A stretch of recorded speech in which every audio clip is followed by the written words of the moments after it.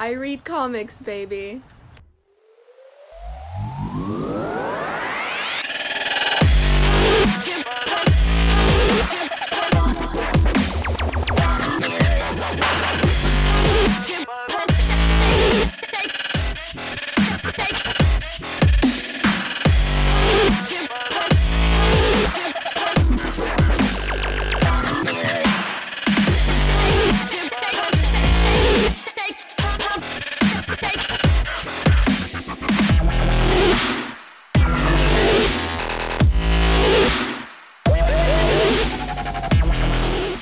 Voyage to the Prehistoric Planet. That comes from 1965 and was hacked up into two versions by Roger Corman. It was a Soviet movie originally called Planeta Burr, which means Planet of Storms. It was scripted by Alexander Kazantsev, and he wrote a novel by the same name. The film essentially follows the story of the Soviet original. It is the year 2020, and the moon has been colonized after traveling 200 million miles. The first group of men to land on Venus, where they find a prehistoric world in which the crew are attacked by various monsters, plants, and so forth.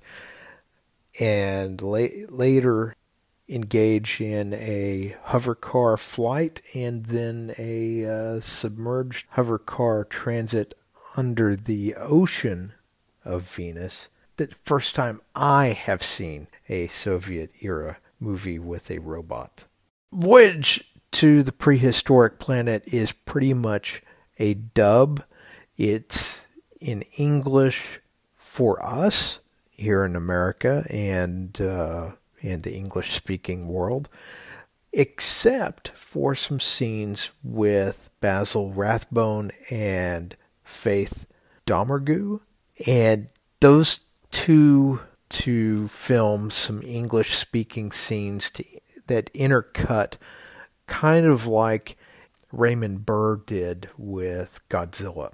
The movie's actually a good enough watch in its original form, subtitled.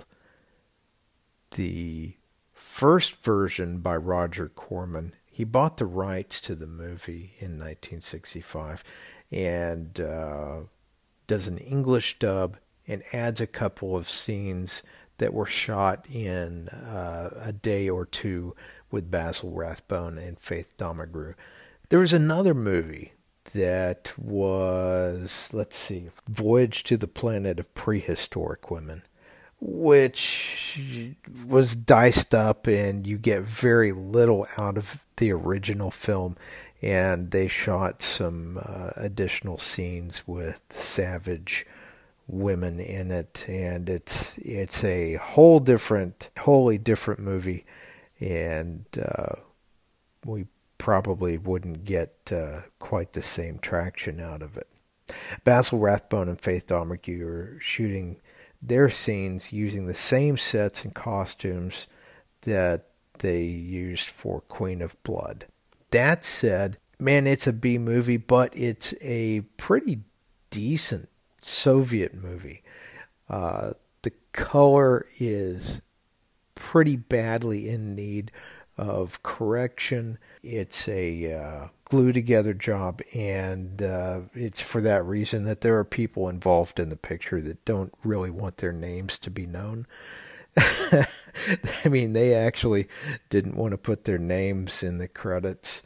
And annoyingly, the Roger Corman take on it, they didn't want to use the original actors' names because they were Russian, so they made up some other names that are English. And anyway, it's an interesting movie in the fact that it involves a robot, a manned crew going to Venus for the first time. Yes, we know that the pressure, the chemical makeup of the atmosphere, and the corrosive elements on the planet would be utterly and completely lethal to a human landing. Setting that aside, this is actually a kind of fun space exploration movie. And who can avoid a chuckle at seeing a headlight on the actors' spacesuits? There's also the robot John, portrayed by Boris Prudkovsky. He doesn't even get credited in the movie.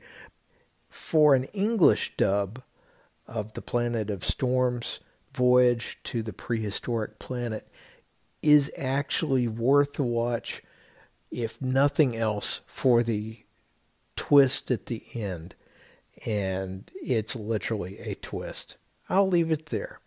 Please go and take a look at FATGIRL number 2 in the text description below. The link is there for Kickstarter. And please go take a look at the Destiny Mountain Demon comic book. The link to Indiegogo is down below. Thank you so much, and we will talk when we can.